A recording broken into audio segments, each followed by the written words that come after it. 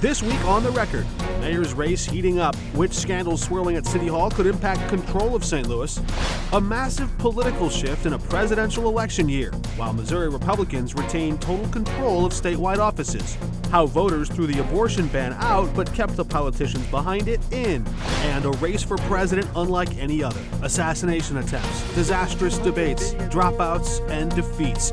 Our panel helps us check the record as we look back on the wild year of politics in 2024. It's all coming up right now.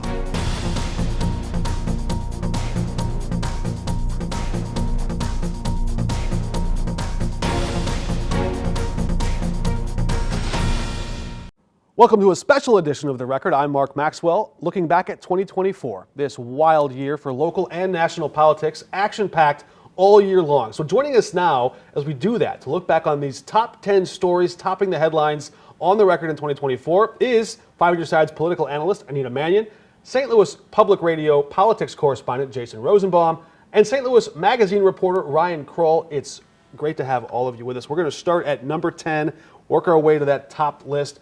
Starting off with early in 2024, back in March, we saw in Southern Illinois a lively GOP primary race when Darren Bailey challenged Congressman Mike Boss for that Republican nomination, but he lost. Boss held on to one, and that was an early test in the direction of the GOP. This was kind of a contest over Donald Trump's grip on the GOP to some extent, but Anita, the former Republican gubernatorial candidate Darren Bailey, kind of fell short there. Where does that rank, and what did you see in that contest, if you can remember it from so long ago? Yeah. Well, even though Bailey was the more MAGA candidate, Boss actually got Trump's endorsement. So I think, that really helped him win that there. And Bailey did have the name recognition from the governor's race, but ultimately someone who calls themselves, conservative, who's focused on governing, was the one who won that race. And Jason Rosenbaum, maybe it was a bit of a foreshadowing of the Matt Gaetz grip of the party. He had endorsed Bailey, didn't work out. Now we see what happened to him. Yeah, I also think this could be a foreshadowing of Trump's dissipating influence, which sounds counterintuitive because he's about to be president of the United States again.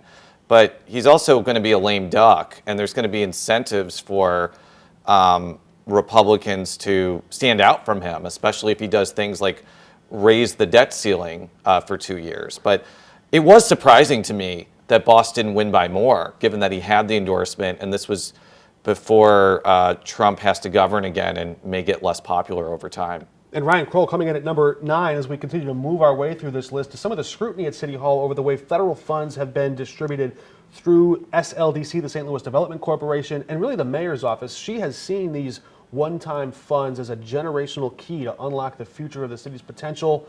But how have these, can you call them scandals? How has this scrutiny hamstrung her or impacted her, do you think? Yeah, it's really captured the city's imagination too, this idea of how we were going to spend this windfall of money. And I think in a lot of ways the mayor's turned what could have been a great asset in terms of these great programs in theory, these great sort of accomplishments, all the great things that we could have done with this money. It's kind of become a liability because it's become so sort of, enshrined in scandal.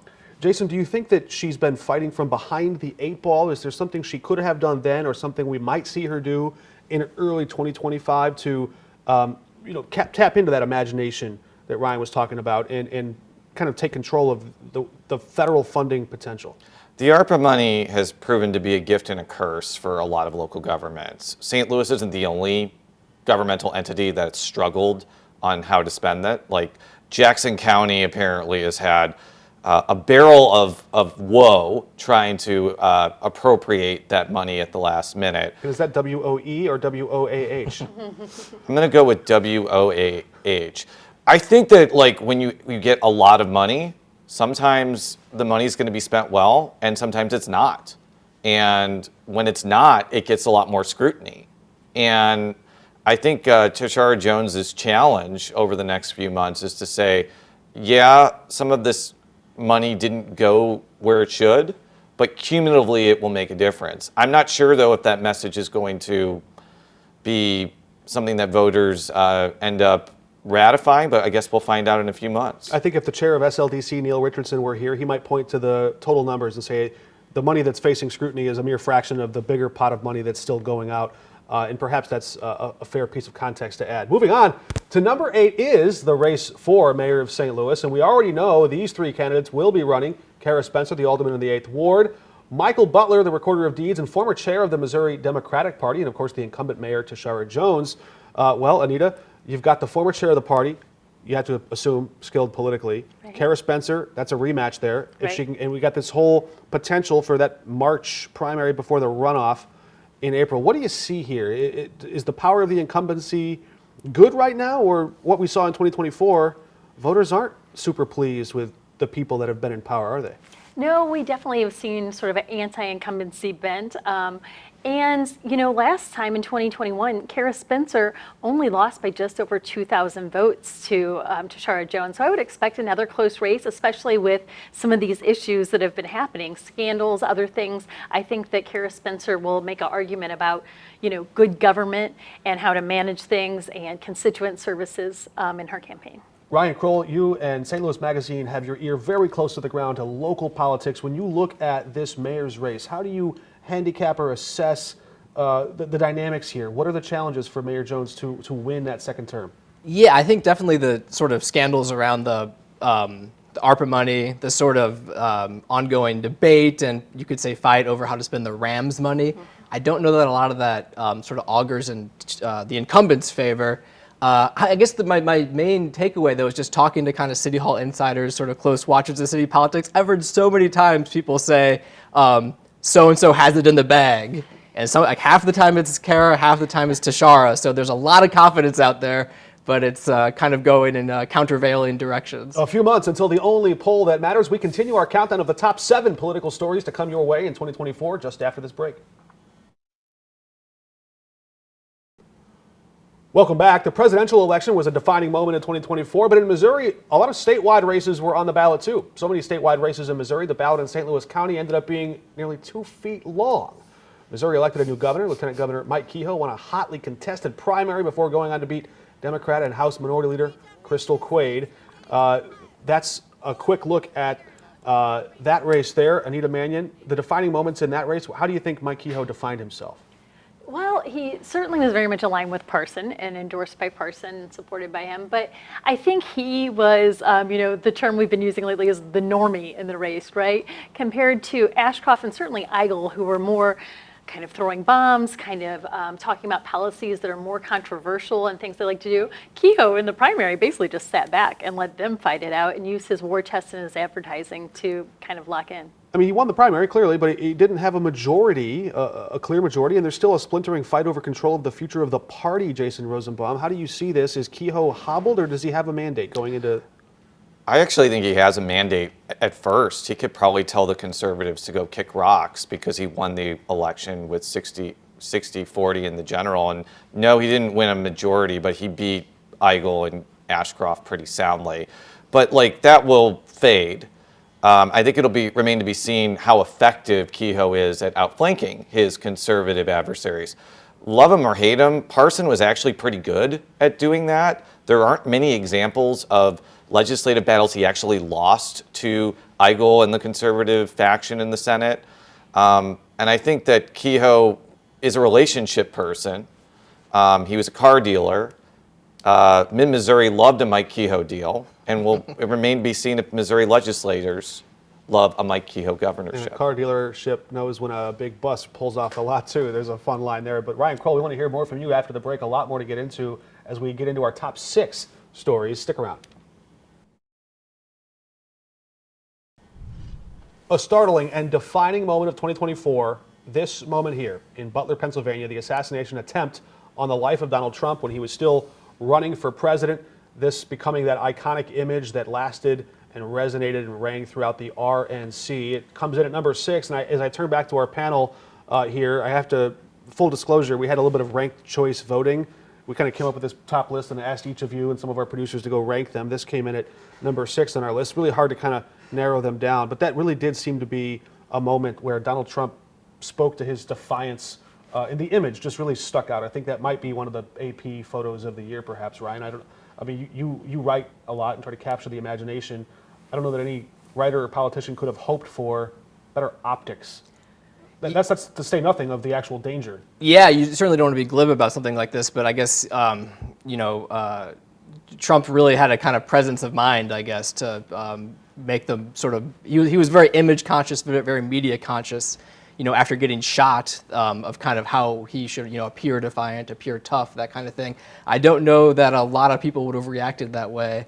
And again, you don't want to be sort of make light of someone trying to kill someone else, but you really kind of have to hand it to the president-elect to have the presence of mind to be aware of what he was doing in the moment. Pretty incredible stage presence, and when we look back at the calendar, that was just a few days before he was to take the nomination, take the stage at the RNC, and being there in person, I can just see, and it sticks with me, the memory of grown men, 50, 60 years old, sitting in the front few rows, having tears roll down their face. They almost were looking up, and a lot of them were feeling like this act of divine providence had almost spared his life. And I think that really spoke to his grip on the Republican Party and the base, Anita, that carried with him through November. It did, and it was following that debate where Biden had looked really feeble. So you have Trump looking very powerful and then going right into the RNC with that energy. That's a perfect segue. You're quite a pro, bringing us into number 5, which was President Biden, Joe Biden, dropping out in the middle of the race. And I want to get right to you. Of course, this would precede the Democratic National Convention nominating his Vice President, Kamala Harris, quite quickly. But Jason Rosenbaum, is it now just an obvious question that he waited too long to do the inevitable? Oh, absolutely. He never should have ran for a second term. Let's take aside whether, when he was talking about being a transitional president, that was promising to only run for one term. He's just way too old. Now, you could say that Trump is too old. I think he'll probably be the oldest president ever by the end of his term. I will say this. I remember where I was when Biden dropped out. I was in Sam's Club, and I was listening to a podcast by Tim Miller of The Bulwark, and he said, have a nice weekend, and if something happens, we'll do an emergency podcast. And literally 10 seconds later, that's when he sent out the tweet. And I knew I had to go to work. In a web post. Yeah, I think a lot of us were called in over the weekend. Yeah. Anita, that leads us into our next big story, which is Donald Trump defeating Kamala Harris. We saw that moment. I think a lot of polls really sort of bore that out. It didn't. I don't know that you'd call it a surprise, really, because the polling. Did she just not have enough time? How do you assess Kamala Harris's campaign? Yeah, I think given the time and the constraints that she had, she ran a pretty successful campaign. She didn't make major mistakes. She did well at the debate. She did well at fundraising. But I think that, it was such an unprecedented compressed timeline. And also we are in an anti-incumbency. She was trying to figure out how to manage being attached to Biden, but, not distancing herself. So there were a lot of factors at play. And Jason, I want to go back to you on that. Was there something that you look back at? She had a lot more money in her war chest. Is there something more she could have done, do you think, or was this cake already baked? When you look at prices, inflation, the sentiment of voters.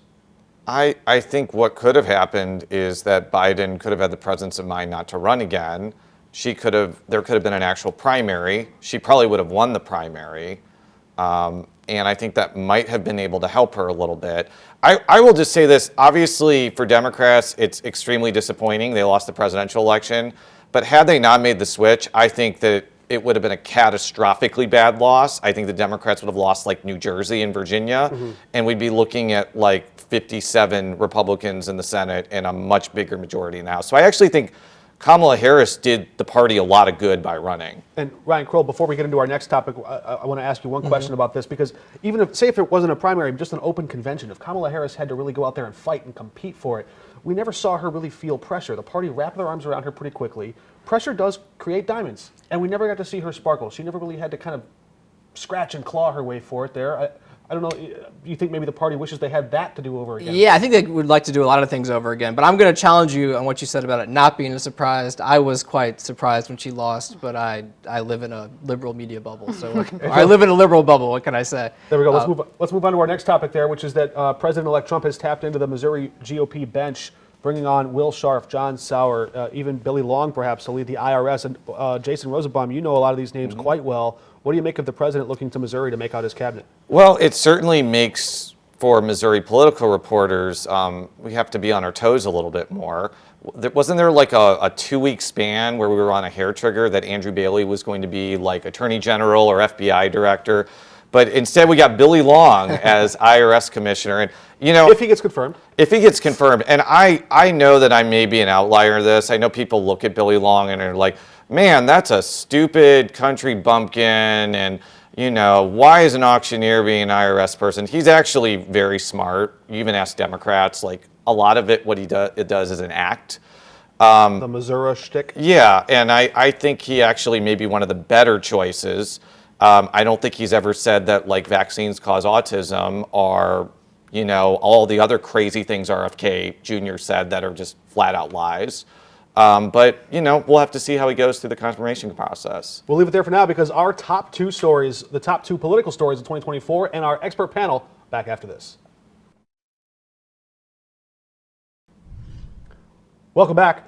We're going to turn quickly to our political analyst, Anita Mannion, to get quick insight into our second top political story of 2024. I don't know, maybe it was number one, but Wesley Bell beating Cori Bush, a big race in a Democratic primary, and certainly something a lot of our viewers were quite interested in. Where did this race break in Wesley Bell's favor, if you had to say? That's a good question. He won by about 5 points, and both candidates had previously upset longtime incumbents. So this was a very fiery race, but really Wesley Bell had all that money that was, he was criticized by some, but from AIPAC and others, he was able to run ads to staff up his campaign. I think that really gave him an advantage. And I think that, too, a lot of moderates did have some concerns over Cori Bush's stances, and so tended to drift towards Bell. Ryan, I heard from one longtime political observer in North City and said that Cori Bush had this message of delivering $2 billion. Now, I know there was some scrutiny around that, but the message itself, set aside whether or not it was true, some folks said, I don't know that it landed because people that were living in parts of North City, North County would look around and say, well, where is it? Yeah, exactly. I think, Anita mentioned the AIPAC money, and but AIPAC's not dumb. They're going to be very smart about where they spend their money. And I think Congresswoman Bush was quite weak because of what you just said, that, she's allegedly brought $2 billion to this district. I don't really see any improvements in my material conditions. What's going on here? So I think there was this kind of perception of her as someone who couldn't, bring home the bacon, so to speak, maybe because she didn't have great relationships, even with her own party. And that made her very susceptible to a challenger, even more susceptible to a well-funded challenger. Put all that together, and you have a pretty big, upset. And Jason, I remember that one moment when the Energy Secretary Jennifer Granholm sort of said, yeah, and she voted for that bill, but the Congresswoman had to kind of walk it back. I wonder if she wishes she had some of those votes to do over again. But let's move. We'll move on to the biggest story of the year in our 2024 political recap, which was that Missouri voters moved to overturn the most severe and strict abortion ban in the nation. And Jason, I know you've covered the Missouri legislature for a long time. This fight's far from over, but what did you make of this fight? It was closer than I think some people expected it to be. I actually was not surprised it was as close as it was. I thought it was going to pass, but given my experience covering the 2006 stem cell amendment, where the anti-side was heavily outspent, but they came pretty close, I thought it was going to be a pretty similar result, and it was. But let's not mince words. This is the greatest policy failure for Missouri Republicans since they took the majority in 2002. They built their majority on abortion restrictions. And while I'm not going to necessarily endorse the idea that this is going to make all abortion restrictions go away, because it says very specifically that they can fetal viability, they can legislate after that. It's probably going to knock down most of the abortion restrictions, and I wouldn't be shocked if we were on par with Illinois when it comes to abortion access. That's a gigantic failure for Republicans, and it's a huge victory for abortion rights activists who had been losing battle after battle in the legislature. And Anita, voters threw out the ban, but returned many of the politicians to power who wrote it. Yes, this is something I know Jason and I have both thought a lot about and talked a lot about. Why in Missouri voters keep passing, minimum wage increases, overturning abortion bans, these liberal ideas, and at the same time voting for politicians who oppose those. So I think that is, for me, one of the top stories that continues to happen here in Missouri. And Ryan Kroll, when you look at local races, do you see this issue affecting those local races, this abortion question? I think so. I think in the city, the county, I think pretty much or in the city at least, there's the D and the R isn't really the race. But what I would say, I think, is that this to kind of tie this to the Trump victory. I think Missouri Democrats really need to kind of take a hard look at why that D next to their name is so toxic. As and I don't think Missouri Democrats are alone in that, but I think that the abortion issue, the minimum wage vote, all these sort of left-coded issues that voters keep approving, why do they vote against Democrats? Thanks to our panel. Until 2025, we're off the record.